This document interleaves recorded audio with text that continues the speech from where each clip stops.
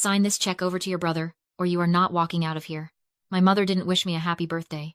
She just slid the $500,000, my grandfather's gift, to me across the table like it was a ransom payment. When I didn't reach for the pen, my father walked to the door and locked it. Then he turned his phone screen toward me. It was a photo of our front porch, taken from a black car sitting in the driveway right now. The loan sharks are outside, Clara. You pay Brandon's debt, or they come in. Before I tell you what I did with that pen, drop a comment, and let me know. What is the worst gift a family member has ever given you? I'm reading every single one. I looked at the locked door, then back at my parents. Panic is a luxury I couldn't afford. In my line of work, when you find a discrepancy in the ledger, you don't scream, you investigate. And right now, the discrepancy was sitting in the middle of the table. A stale, store-bought cupcake with a single unlit candle. I stared at that sad little cake. And for a split second, I wasn't 29. I was 10 years old again. Sitting at this same table, squeezing my eyes shut and wishing with everything I had that my parents would look at me the way they looked at Brandon. I wished that just once, I wouldn't be the invisible tuition payment, or the future retirement plan, but their daughter. I looked at Linda's knuckles, white as she gripped the check, and Gregory's eyes, darting toward the window where the black car waited. They weren't here to celebrate my life. They were here to harvest it to save their son. In that moment, I mentally leaned forward and blew out that 10-year-old's candle. The smoke didn't smell like birthday wax. It smelled like a bridge burning. The daughter in me died in that chair. And the forensic auditor took over. I didn't cry. I didn't beg. I leaned back and let my pulse slow down. Fear makes people stupid. And right now, I needed to be the smartest person in the room. If I sign this check, I said, my voice terrifyingly calm. Brandon is dead by morning. Linda blinked, her aggression faltering for a second. What are you talking about? It's money. It saves him. It's $500,000, Mother. You don't just hand that over. The second I endorse this to Brandon, the bank files a suspicious activity report. It's automatic for any transfer over $10,000. For $500,000, they freeze the account for a minimum of 7 days for an AML review. Anti-money laundering. If those sharks don't get their cash by sunrise, they come through that door. And if the IRS sees Brandon getting $500,000 with no documented source, they seize it for back taxes before he can pay anyone. Gregory looked at his phone again. He was sweating. So what do? We can't wait 7 days. We have to make it look legitimate, I lied. The lie tasted like copper, sharp and electric. We need to hide the asset. If the sharks run a background check and see you own this house, they'll know you have equity. They'll take the cash and then they'll force you to sign over the deed anyway, just for the interest. You need asset protection. I saw the greed flicker in Gregory's eyes. He didn't want to save Brandon. He wanted to save his house. How? We transfer the title of this house into a blind trust tonight. An anonymous LLC. I set it up as a corporate acquisition. The money transfers instantly as a business deal, bypassing the personal hold. The sharks run a search. They see you own nothing. You're judgment proof. The money clears. Brandon pays them off. And the house sits safely in the trust until the heat dies down. It was a complex web of nonsense mixed with just enough financial buzzwords to sound terrifyingly real. I watched them exchange a look. They didn't know I was lying, because they never cared enough to ask what I actually did for a living. They just knew I handled money. Do it, Linda said, pushing the laptop toward me. Fix this. I opened the screen. The blue light reflected in my eyes, hiding the fact that I wasn't saving them. I was digging their grave. Dad scrambled out of the room to get his laptop, his footsteps heavy and frantic on the hardwood. He was running to fetch the shovel I was going to use to bury him. I sat there in the silence with Linda. She was watching me, her chest heaving, probably congratulating herself on finding the right button to push. She thought she had broken me. She thought she was looking at a daughter who had finally fallen in line, but she was looking at a creditor. I looked around the room while we waited. It really was a beautiful dining room. Hand-cut Italian marble floors, custom wainscoting, a crystal chandelier that probably cost more than my first car. I knew exactly how much all of this cost, because I knew exactly where the money came from. It didn't come from Gregory's job. It came from my femur. When I was 18, a semi-truck ran a red light and T-boned my sedan. I spent 3 months in traction and learned to walk again before I went to prom. The insurance settlement was substantial. $185,000. Pain and suffering, they called it. I remember the day the check arrived. Linda held my hand. She told me I was too young to manage that kind of wealth. She said they would put it in a safe investment account for me, for when I was ready to buy a home or start a family. I trusted them. I was 18, and I was in pain, and they were my parents. 2 months later, Brandon drove his pickup truck through the front window of a liquor store. He blew point 1 to 8. It should have been prison. It should have been a felony record. But suddenly, my parents had the cash for the best criminal defense attorney in the state. Brandon got probation. The charges were expunged. And when I asked about my investment account a year later, Linda told me the market had crashed. She lied to my face without blinking. I didn't know the truth then. I know it now. I traced the transfers myself 3 years ago when I got my certification. They drained my pain and suffering to buy Brandon's freedom. They took the settlement for my broken leg and used it to fix their golden child's mistakes. And it didn't stop there. While they were renovating this house, adding the marble floors in the new wing, I was living in a basement apartment in the city that smelled like black mold and cat litter. I was eating instant noodles and working double shifts to pay for textbooks because my college fund had mysteriously evaporated to pay for Brandon's gambling debts in Vegas. They sat in luxury, paid for by my trauma. And they let me rot. I looked at Linda now. She was smoothing the tablecloth, agitated, checking the door for Gregory.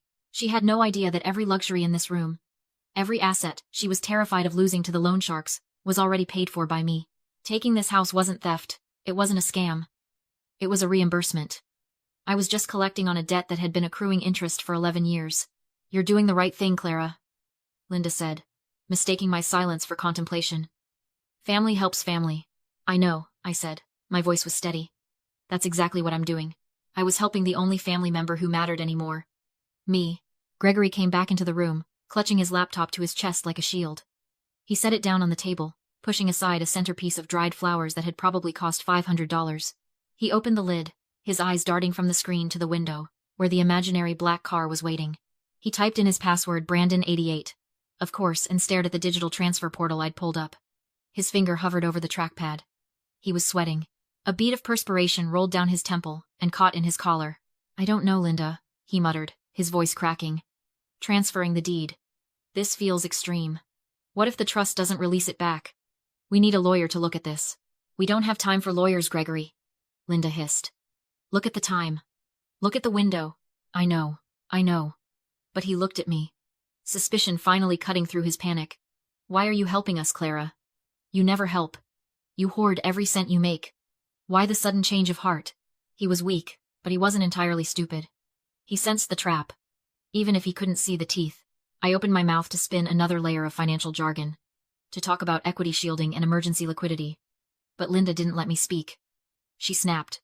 The facade of the concerned mother vanished, replaced by something feral. She lunged across the corner of the table and grabbed my wrist. Her nails dug into my skin, sharp and painful.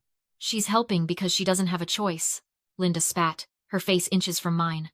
"Listen to me closely, Clara. You are going to walk your father through this process, and you are going to do it right now." "Or what?" I asked softly. "You'll ground me?" Linda's eyes narrowed into slits. "Or I pick up this phone and call 911.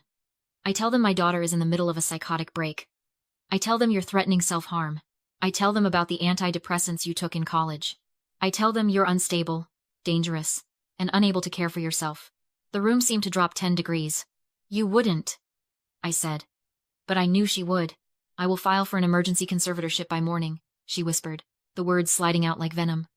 "I will tell the court you aren't competent to manage your own affairs. Think about it, Clara. A forensic auditor with a documented history of mental instability? A 5150 hold on your record? You will lose your license. You will lose your clearance. You will never audit another company as long as you live. I will burn your career to the ground to save your brother." I looked at her. I really looked at her. For years, I had told myself they were just flawed, that they loved me in their own broken way. But looking into her eyes now, I saw the truth. There was no love there. There wasn't even likeness. There was only a predator looking at a resource. She was willing to lobotomize my life, strip me of my autonomy, and destroy the only thing I had built for myself, my career, just to keep the cash flow running for Brandon. She wasn't my mother. She was a hostile combatant, and with that threat, the last microscopic grain of guilt I had about taking their house evaporated. It turned to ash. I didn't pull my wrist away. I didn't flinch. I let a slow, cold smile spread across my face. It wasn't a happy smile. It was the smile of a hunter who just watched the prey step into the snare. "You're right, Mom," I said, my voice steady as a flatline. "Family comes first. Let's get this done." I turned to Gregory. "Open the browser." I booked an emergency online notary appointment under a corporate merger code. "She's waiting in the lobby. We have 10 minutes before the slot expires." Linda released my wrist, looking triumphant. She thought she had won. She thought she had scared me into submission. She had no idea she had just signed her own eviction notice. I opened my laptop. The screen glowed in the dim room, casting long, sharp shadows across the marble table. I checked the time in the corner of the display. 7:42 p.m. We have 18 minutes, I said, my fingers flying across the keyboard. I called in a favor with a corporate notary service I use for hostile takeovers. I booked an emergency remote slot under a merger and acquisition code. She's in the digital waiting room right now. If we miss this window, the slot closes, the asset protection deal dies, and Brandon is on his own. It was a lie. A beautiful, high-pressure lie designed to short-circuit their critical thinking. There was no merger code. There was just a standard 24-hour notary service anyone could book for $50. But they didn't know that. They only knew panic. Gregory wiped his forehead with his sleeve. What do we do? Sit here, I ordered, spinning the laptop to face him. I've prepared a quitclaim deed. We are transferring the title of this property into a holding company called Veritas Holdings, LLC. Veritas? Linda squinted at the screen. Who owns that? It's a blind trust shell, I said, layering the bullshit with confident rapid-fire delivery. It shields the asset. If the loan sharks run a title search tomorrow, they'll see the house was sold to a corporate entity. It looks like you liquidated. They can't put a lien on a house you don't own. It effectively makes you judgment-proof while the money moves. And the taxes? Gregory asked, his voice trembling. He was always terrified of the IRS. That's why we do it this way, I said, leaning in. If I just give you the check, it's a gift. You get hit with a 40% tax, but if we structure it as a corporate asset liquidity exchange, we bypass the gift tax threshold entirely. It's called layering. It's how the ultra-rich stay rich. They nodded. They didn't understand a word I was saying, but they nodded because they wanted to believe there was a magic trick that fixed everything. They were greedy. And greed makes people incredibly easy to deceive. The video call connected. A woman in a blazer appeared on the screen, looking bored. Good evening. I have a deed transfer for signatures? Yes, I said. My clients are ready. Gregory hesitated. His hand hovered over the trackpad. For a second, a flicker of survival instinct kicked in. Clara, this trust. It transfers the house back to us in 30 days. Right? Once the sharks are paid? I looked him dead in the eye. I didn't blink. The contract follows the money, Dad. Once the debt is settled, the asset creates balance. It was a technically true statement. The debt was the money they stole from me. The balance was the house. He looked at me. Then he looked at the window, terrified of the invisible men in the black car. Guilt has a way of narrowing vision. It doesn't make people stupid, it makes them afraid. They were so focused on loan sharks, scandal, and reputation that they never saw the real threat sitting across the table. They signed because they thought I was on their side. They never imagined the daughter they'd bullied for 29 years had finally learned how to bite. Sign it. Linda snapped. Gregory clicked. Digital signature. Accepted. Linda followed. Accepted. The notary stamped the screen. The seal turned green. It's done. Gregory exhaled. The house is safe. Yes, I said, closing the laptop. It is now. Linda extended her hand. Give me the check. I picked up the $500,000 check, the bait, and walked to the shredder. Grandpa always said never write a check your integrity can't cash. I turned the machine on and fed the check into the blades. The silence afterward was crushing. Gregory lunged for me, roaring. I raised my phone. I'm live streaming, I said calmly. Touch me, and this goes straight to the police. He froze. The rage drained from his face. You lied, Linda whispered. You said the trust would give the house back. I said the contract follows the money, I replied. And it did. Veritas Holdings is mine. Veritas, Latin for truth.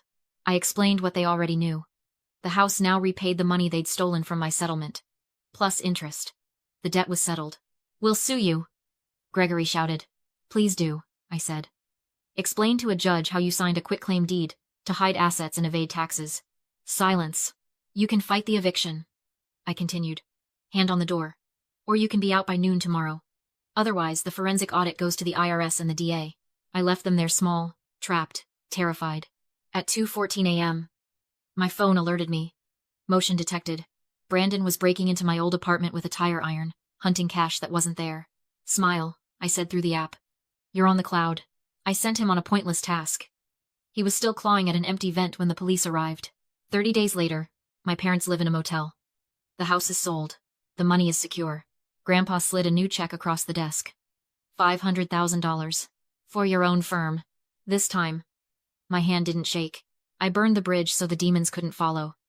If you've ever escaped a toxic family, you're not alone.